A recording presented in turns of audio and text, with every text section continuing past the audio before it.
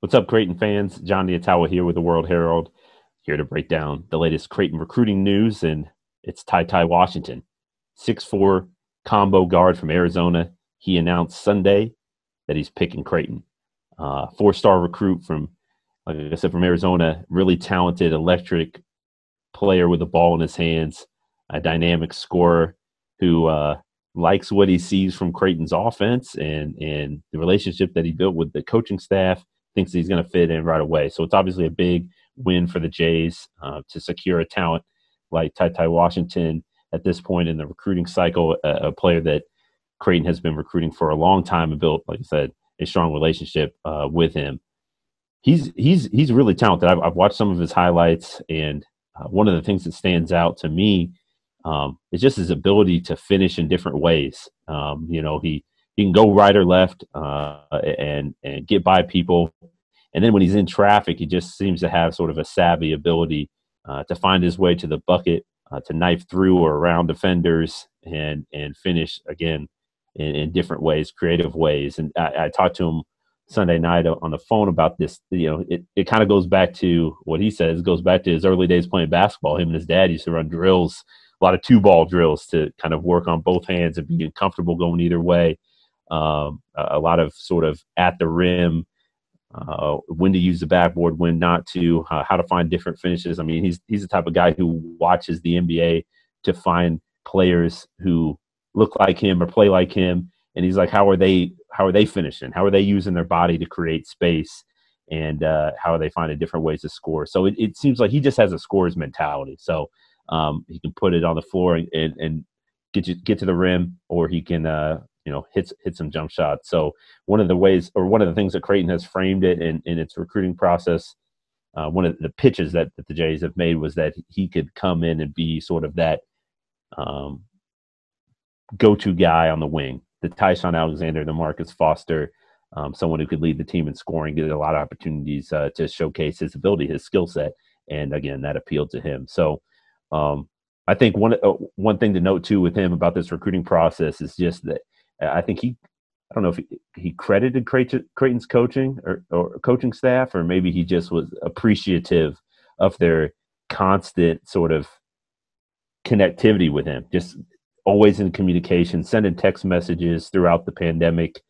It's difficult for recruits to, I feel like, build a bond with coaches, with players of different programs that they're going at, that they're looking at. But I guess in this case, Creighton's coaching staff, particularly Coach McDermott, TyTy Washington, had a lot of good things to say about Coach Mack and some of the conversations that they've had through the months, through the last year. I mean, Creighton's been recruiting this guy for a while. So trust. I think trust was built, and I think you do need to credit Creighton's coaching staff for that. Like I said, it's an important ad for the Jays. They already have two members of the 2021 recruiting class. Ryan Nembhard's a point guard, a Toronto kid who plays in Florida, fits Creighton's offense.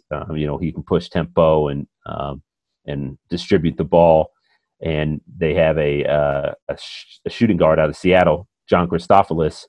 Both John Christophilus and Ryan Nembhard have signed letters of intent, so they're locked in. And you add TyTy Washington into the mix, and that's three guys for 2021, and it gives Creighton a good foundation because the Jays aren't done. They can't be done because this class, given what the Jays could potentially lose from their team this year, how much potential scoring opportunity, the playing time is open because you think about Mitch Ballack and Denzel Mahoney and Damian Jefferson. Potentially Marcus Zagorowski, depending on what kind of year he has, the preseason Big East Player of the Year. Maybe he decides to jump to the pro. So that's a lot of firepower that the Jays are going to have to replace. So they had to hit on some guys here in the 2021 class, and they've done it so far.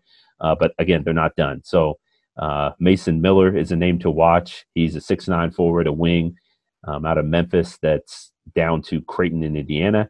He's set to decide in a few days, so we'll see what he ends up doing. And then obviously Hunter Salas is the Omaha phenom, the electric, I mean, once in a generation player, it seems. He's super talented and 5-star who has Creighton in his top 12 and has a lot of other blue bloods in his top 12 as well.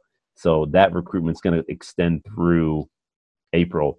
And he's a player that you just find a way to make room for if you're Creighton, if he indeed ends up choosing the Jays. So there's still obviously work to be done for Creighton, but at this point they've gotten off to a good start with the 2021 class. And like I said, I think they've found 3 guys that have really fit the types of players that you've seen have success in Creighton's offense. The formula that's worked.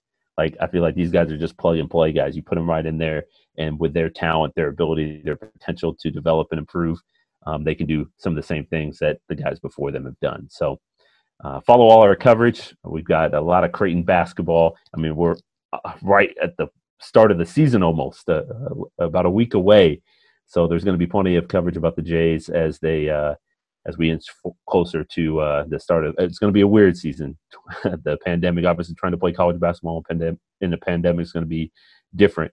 But we'll do our best to provide you as much Jays coverage as we can throughout the season. So for the Omaha World-Herald, I'm Jon Nyatawa. Thanks for watching.